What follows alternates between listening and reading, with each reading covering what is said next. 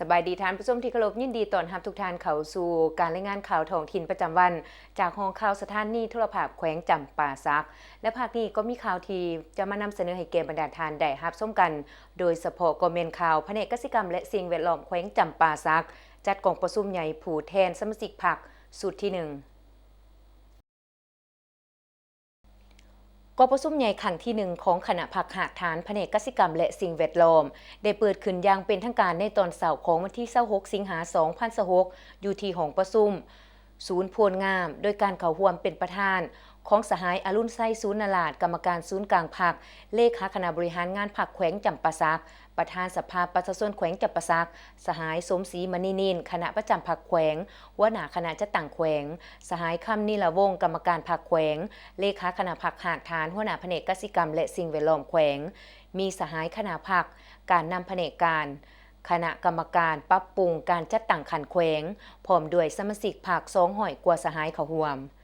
กองประชุมใหญ่ครั้งที่1ของคณะพรรคหากฐานแผนกกสิกรรมและสิ่งแวดล้อมพร้อมกันค้นคว้าอย่างเลิกซึ้งและมีความเป็นเอกภาพภาพห้องเอาบทรายงานการเมืองและบทสำรวจการนำพาร่วมของคณะพรรคหากฐานผ่านมาซึ่งตีราคาด่านดีด่านโอนขอคงข้างสาเหตุบทเรียนในการนำพาสีนำในระยะผ่านมากองประชุมใหญ่ได้เป็นเอกสารหับห้องเอาทิศทางร่วมขาดไม้สู่ซนและแผนการ5ปีนับแต่ปี2026หา2030ภายใต้คำขวัญยกสูงบทบาทการนำพาของพรรคในการส่งเสริมการผลิตกสิกรรมให้ทันสมัยหับประกันการส้มใส่ภายในและเป็นสินค้าส่งออกติดพันกับการคุ้มครองนำใส่ทรัพยากรธรรมชาติและสิ่งแวดล้อมให้ยืนยงจากนั้นกองประชุมยังได้พร้อมกันใส่สิทธิประชาธิปไตยปอนบัตรเลือกตั้งเอาคณะพรรคหากฐานสูตรใหม่บนพื้นฐานหลักการร่วมศูนย์ประชาธิปไตยถูกต้องสอดคล้องกับมาตรฐานเงื่อนไขที่กำหนดไว้ซึ่งประกอบมีผู้เก่าและผู้ใหม่หุ่นอาวุโสหุ่นกลางหุ่นหนุ่มและมีทางเพศยิ่งซึ่งมีผู้ออกสมัครหักเลือกตั้งทั้งหมด12สหายยิ่ง2สหายเลือกเอาเก่าสหายผ่านการลงคะแนนเสียงเลือกได้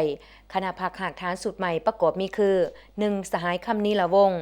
2. สหายปริญญาเอกไสยสิทธิ์วิรพัฒน์ 3. สหายคำเผยบุตโธ 4. สหายนางยมราสีหาวงศ์ 5. สหายปริญญาเอกนางดวงมณีหลวงมณี 6. สหายศรีสุพรรณแวงศรีสาร 7. สหายศรีสวาศรีดาวงศ์ 8. สหายสุริวงศ์ไสยวงศ์ 9. สหายทองดีคุณศรีสุนทรกประชุมขังปฐมฤกษ์ของคณะพรรคหากฐานสมัยที่1ได้เป็นเอกสารอย่างสมบูรณ์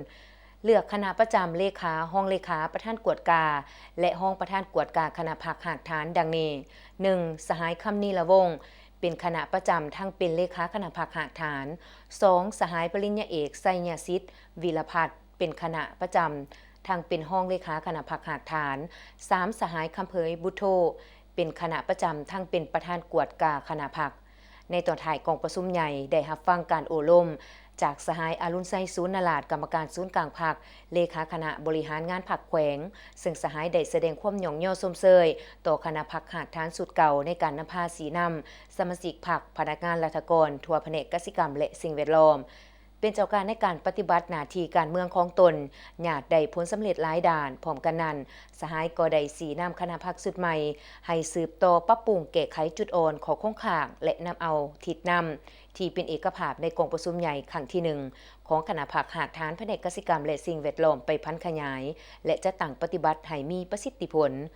พร้อมเน้นให้คณะพรรคสมาชิกพรรคพนักงานราชการทั่วหากฐานแผนกกสิกรรมและสิ่งแวดล้อมแขวงสืบต่อเสริมขยายน้ำใจรักชาติความสามัคคีเป็นเอกภาพ